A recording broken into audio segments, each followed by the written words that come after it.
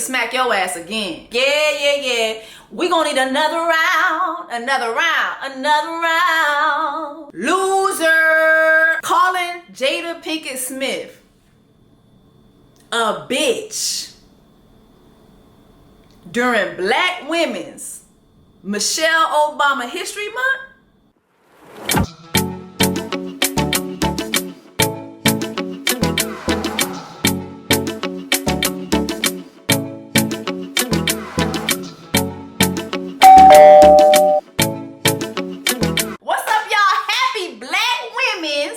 Michelle Obama History Month, baby.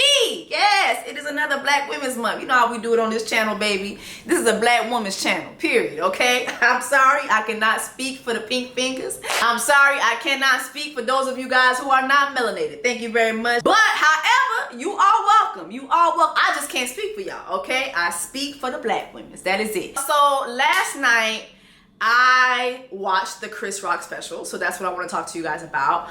You know, I forgot that it was coming on. I checked my timeline and I saw people posting about it, and they were saying, "Oh my God, are y'all watching this Chris Rock special? Are y'all watching this Chris Rock special?" So I went to Netflix, and it was a live thing. So by the time that I tuned in, it was already over. So I had to like click back and watch it from the beginning. So anyway. So I wanted to watch the special from the beginning. So let's start there. So I will say this. I've always enjoyed the Chris Rock specials. I know a lot of people call him a shucker and a jiver, and we're gonna get to that. But I've always liked Chris Rock specials. I feel that he is an awkward Black guy. Like, he is an awkward Black guy who always gave awkward humor. He always had, I don't want to say dark, but I feel like Dave Chappelle is like dark humor. To me, Chris Rock has always been awkward. Just he would say things that would give you pause, like, oh shit, like, you know, things that you really wouldn't expect for a Black guy to say. I think like he has just always been an awkward humorist, so that's what I was expecting. I will say, like, if I was to rate this special 1 to 10, I would give it a 6. I just felt like there weren't a lot of punchlines. There weren't a lot of, like, to me, I felt like the crowd was just excited to see him. The energy was there. They were excited. You know, they all wanted to see if he was going to talk about the slap. But to me, I just feel like a lot of his jokes were so out of touch. For instance, like, I'm not going to go through all of them because, you know, you can watch for yourself. But he made this joke about, you know, he doesn't like dating women that are older than 25. You know, Chris Rock is... Alexa, how old is Chris Rock? Chris Rock is 58 years old. Okay, so he was saying how he prefers to date women that are no older than 25. You know, we know he was married for a very, very long time. And I guess, like, post his marriage, he just wanted to be with 25 and younger, right? And so he was saying how... I love dating women that are 25 years old because it's cheaper to date them. And that alone, like, he had this whole bit about this, but I want to dissect the bit. He was saying that dating women that are 25 versus dating women that are in their 40s and 50s, it's cheaper to date them. And I was just looking at it like, what 25-year-olds are you talking about? Like, you're not talking about these Chanel, Gucci, Fendi, this pussy talk, not these pussy talk 25-year-olds, like, not these pussy talk 25-year-olds who are like, my pussy talk Fendi, Gucci, Chanel. Like, what 25-year-olds are you talking about? Like, you go online right now and these 25-year-olds literally have millions of followers fresh out of high school. By the time they get to 25, like, they've already made millions of dollars in, like, influencer money. And so when they're dating you, like, they're expecting you to buy them a lot of things. And he was like, oh, when you date a 25-year-old, all she's talking about is, can you get me these shoes? Can you give me these shoes? Can you give me these shoes? I want these shoes. Give me these shoes. This is exactly how he was saying it. And I was like, yeah, again, like, what 25-year-old are you talking about? Even me, when I look back at when I was 25, like, I wasn't just looking for shoes. Like, I was looking for shit. Like, I was looking for experiences that would cost you money. As a 25-year-old, I was making good money for myself, so I never wanted to be with a man who was not going to be taking care of, like doing things financially for me. That's always been a thing for me. So I don't know what 25-year-olds he was talking about, but he's like, yeah, you know, and all you gotta do is buy them some shoes, and then, you know, if you're lucky, she'll model them for you naked. And I was like, okay. Then he's like, but you date a 45 and 50-year-old? Oh my God. She's asking you for things like, you know, can you fix my roof? And I was just like, okay, like, I don't see anybody asking a man to fix a roof. Because let's be real, you niggas can't fix shit. Like, you niggas cannot fix anything. Like, you new niggas you guys are not your dads. You guys are not your grandfathers. Like, baby, I dare you right now to call cable. Like, call your cable company and tell them that your box is down. Like, they're gonna have you shooting their trouble. Can you troubleshoot? Can you troubleshoot? Bitch, they're not gonna send nobody to your house. Like, they're going to have you shoot their trouble. Because guess what? These niggas not fixing nothing no more. So I don't see no 45-year-old asking you to fix her roof. I see a 45-year-old woman hiring somebody on, like, there's so many handy apps. Like, you're just out of touch. He was out of touch, and he was saying how you dating a 45-year-old, like, she gonna have a broke down car, and, you know, she got a good house, but it's broke down. I'm like, bro, what 45-year-olds are you talking about? It just was clear to me that this man was out of touch. Like, there were some funny moments, but I don't think, I just feel like after what happened last year, and all the publicity that you got, like, this is the most publicity I've seen for Chris Rock in the recent years. I just expected him to come out swinging with this comedy special, and I don't feel that he did that. I just felt that there were a lot of things that were out of touch. He was saying how he was downplaying, you know, Meghan Markle's whole experience with the, you know, with the royal family. You know, there were some funny moments in there, but also he was saying how the royal family asking her, you know, what pigmentation, how dark baby Archie was gonna be. He was like, that's something that black people do. And I don't know, y'all. Maybe you guys can drop down in the comments and let me know what your black experience is. But me, as a Haitian person, I've never heard talks of this. Like, I've never heard, how black is your baby gonna be? Like, first of all, you get 2 brown people, you're gonna get a brown baby. Like, that's it. You know what I mean? Like, yes, sometimes, like, if one of them had lighter skinned family members, especially like a lighter skinned grandmother, like, that might jump into the baby. Even though, like, if you're dark skinned and your husband dark skinned, you might have a really, like, you know, a really light grandbaby. That sometimes happens. But I've never heard discussions of, oh, how light is the baby gonna be? That's just never been a discussion in my family. Maybe you guys can talk about it, you know, in the comments and let me know if I'm out of touch with that, but I've never heard that. Now, what I have seen is a lot of times when a baby is born, you know, black people always forget that when babies are born, a lot of times they're born with no color. So yeah, you will check behind the ears sometimes, like, okay, cool, like, behind the ears be where the real color be at, okay, cool. Like, that I've heard of, but I've never heard the whole, oh, how dark is the baby or how light is the baby gonna be? I've never heard those discussions. So y'all drop down in the comments and let me know. There were some funny moments. I really can't recall them, but I do remember, like, chuckling a couple times. Like, okay, like, there was a couple moments, but I just feel like, again, Chris Rock, like, you're the GOAT. Like, you are the GOAT. Like, say what you want about Chris Rock. You're up there. Like, you're a legend. You know what I mean? Like, you're a legend. So you coming back, you should have came back really, really hard on niggas. This should have been slap my knee funny. Especially considering the fact that we knew, like, we expected you to address the Oscar slap. So it has to be slap my knee funny. So let's go ahead and get into that. So I wanted to dissect that whole moment. First of all, I want to say this.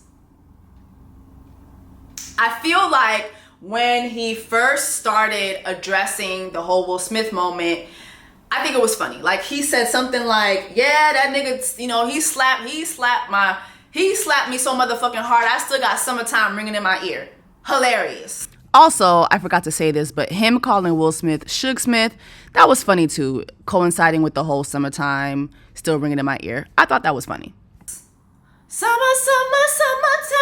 Hilarious. Then, you know, he had a bit where he was talking about how, yo, like, Will Smith, like, literally, you know, is a big ass nigga. I'm a small nigga. Like, Will Smith smacked a small ass nigga who he knew, like, couldn't do shit to him. Like, have y'all not seen Will Smith? Have y'all not seen the movies that he plays in? Like, this nigga is in movies with his shirt off. You know what I mean? Like, he was like, this man played Muhammad Ali with his shirt off. This nigga was an iRobot with his shirt off. Like, you know, like, and he was like, me, if I'm in a movie and I'm having open heart surgery, I'm wearing a sweater. Like, you know what I mean? Like, that shit was funny.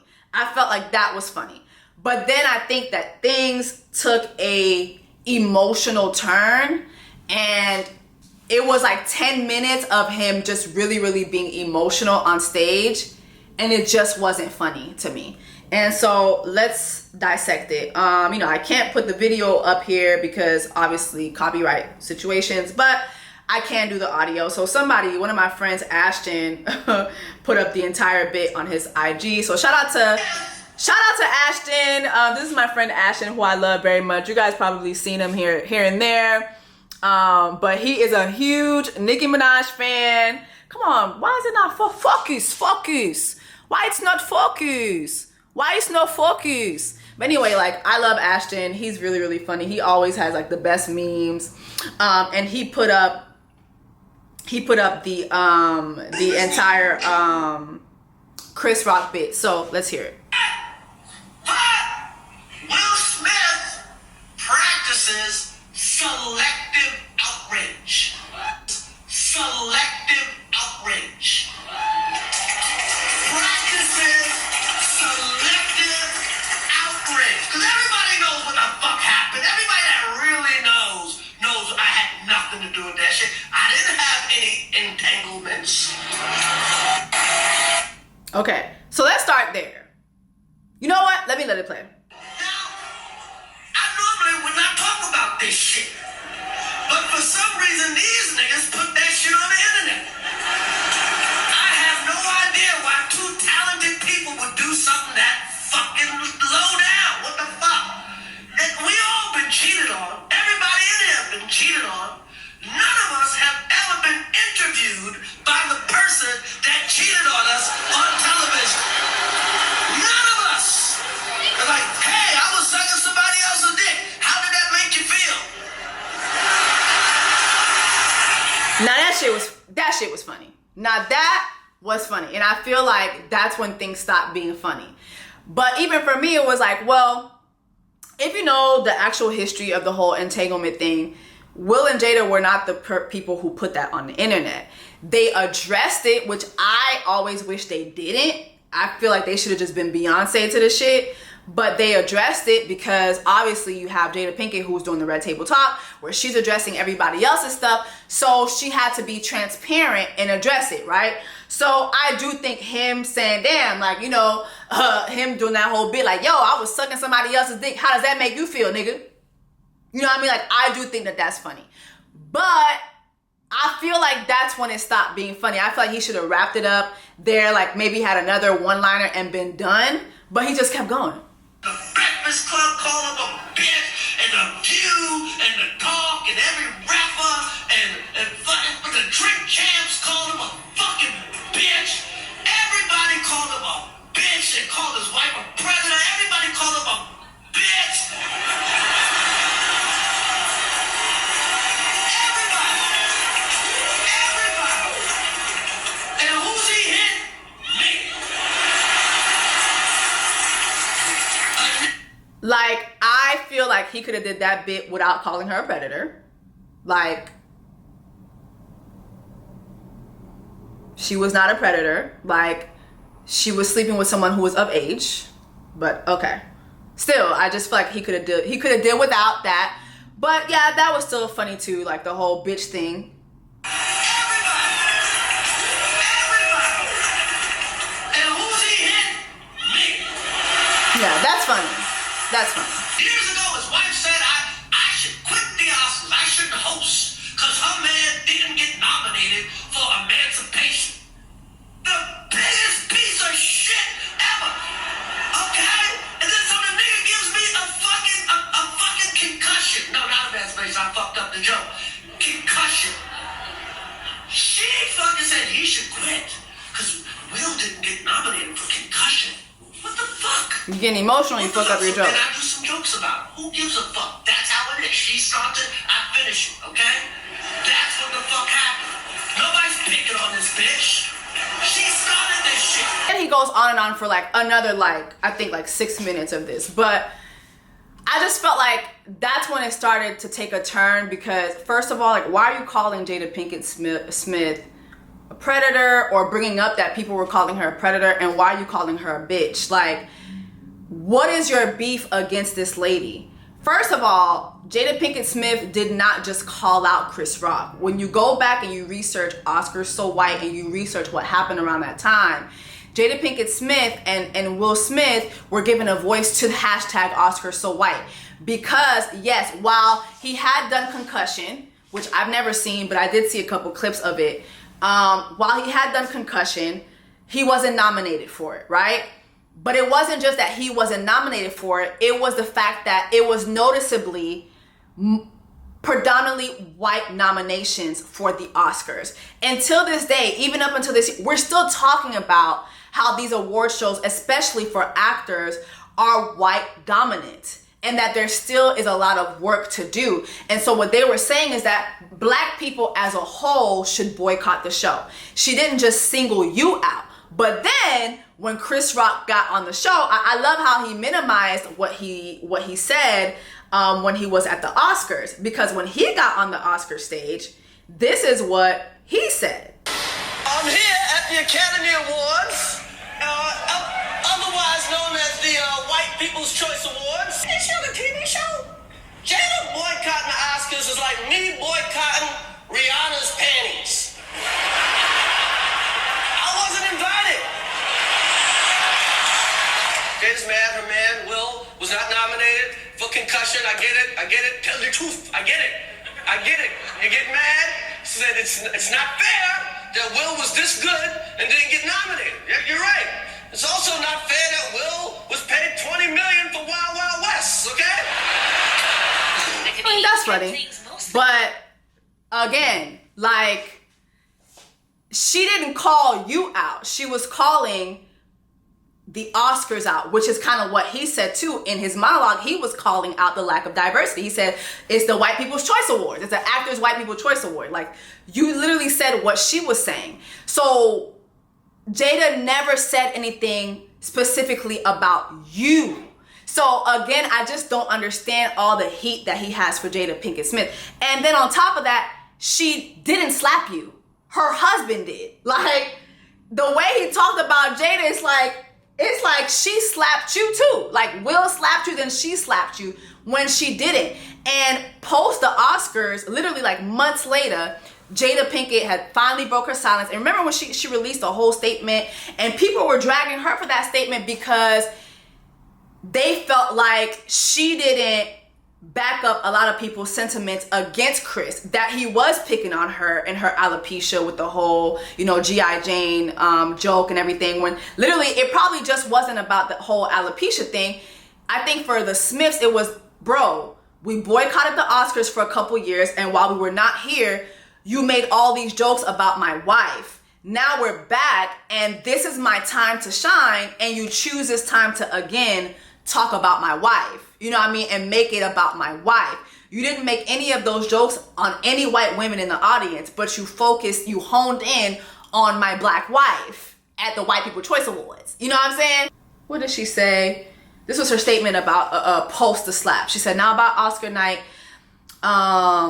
she says, my deepest hope is that these two intelligent, capable men have the opportunity to heal, talk this out, and reconcile. The state of the world today, we need them both. And we actually need one another more than ever.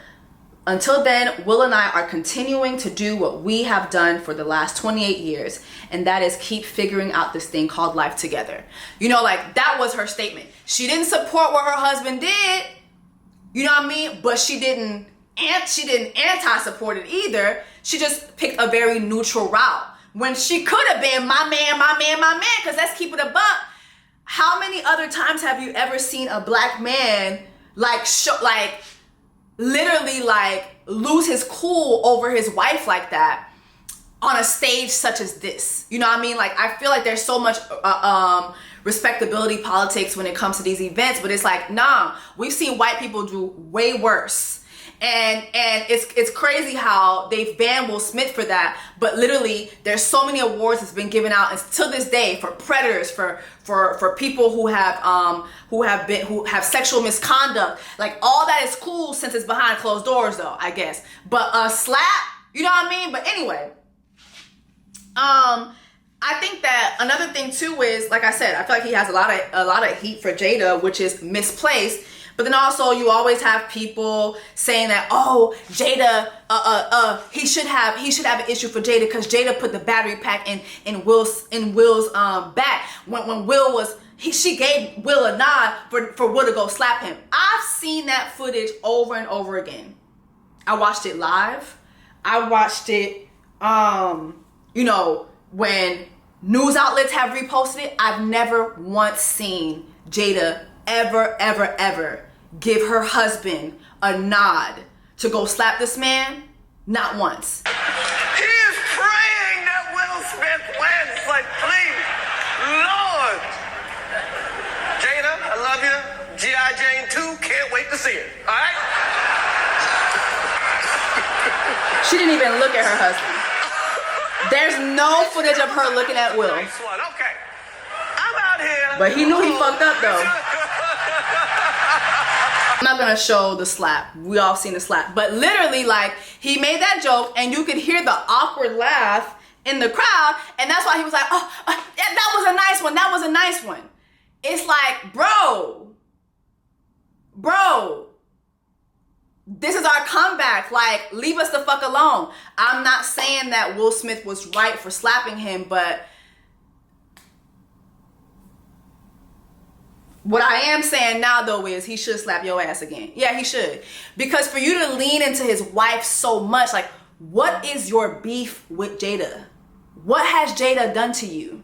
Jada ain't never did, the same way Chris Rock's like, I ain't never did nothing to Will. What has Jada ever done to you? She's never done anything to you. And see, back to the slap for a moment. This is why, and you know, y'all, some of y'all will disagree with this, but this is why I'm not a fan of, like, apologizing after you hit somebody, for two reasons. Number one, it will never come across as genuine. You know why? Because number two, you meant that shit. Like, you meant it. You meant it in that moment. For whatever the reason, maybe that person did something to you that you felt that called for you to do that. Maybe somebody said something. Maybe somebody was bullying you at the moment. Maybe, like, whatever the reason. At that moment, you felt justified for that action. And so, yeah, sitting back and thinking about it, you might feel bad that you lost your cool, but are you really sorry? No. I can tell you, just me personally, just in my life, when I think about the couple times where I have gotten physical with somebody, I was never sorry. I think, and that will sound, I mean, it will sound bad, but it's literally, I was not sorry because in that moment, I meant it. I wanted to do you bodily harm in that moment. Like, and so, yeah, I might sit back and think about it and be like, okay, that wasn't right. But for the most part, you're thinking about it not being right because, like, other people saw it. If you did that shit, like, in a back alley where nobody saw, you wouldn't say sorry. Like, it's just like, can we have an honest conversation here? Like, seriously. And I'm not saying that violence is okay, but I'm saying, like, in instances like this, where you feel agitated, you feel like somebody's agitating you, you feel like you're being gaslit, or you feel like somebody's bullying you, and, like, you've tried your best to not let that situation get the best of you, but you're at a moment where you lose your cool, like, It is what the fuck it is. And I hate that this is being brought back up because, again, now this is going to be the news cycle for the Oscars. Again, now we're about to have the Oscars. That's what everybody's going to be talking about, these jokes. And finally, I just feel like, damn, you had a year. This is what you had? You had a whole fucking year. What did Chris Rock say in his special that nobody talked about? Oh, I didn't have no entanglement. Nigga, people been talking about that shit for what, 7 years, 6 years now? You didn't say nothing new. You didn't bring nothing new to the like, if you gonna bring up some shit that people have been talking about for years, like, make it new. Put some sauce in that shit. Don't teach sauce la done. Like, make it new. Tell me something I did not know. Chris Rock did not bring nothing new to that conversation. Entanglement. Okay, what else? We already knew that. Next, boo. That's all you had? You had a year. You had a fucking year. So the best moment you had for all this was the summertime bit. My ears are still ringing to summertime bit. And then finally, you know, this was not on the IG page, but if you watch the special, he ends his special with, everybody was always asking me why I didn't fight back. Well, I didn't fight back because I was raised by my mama, and my mama told me never to fight in front of white people. And then he drops the mic.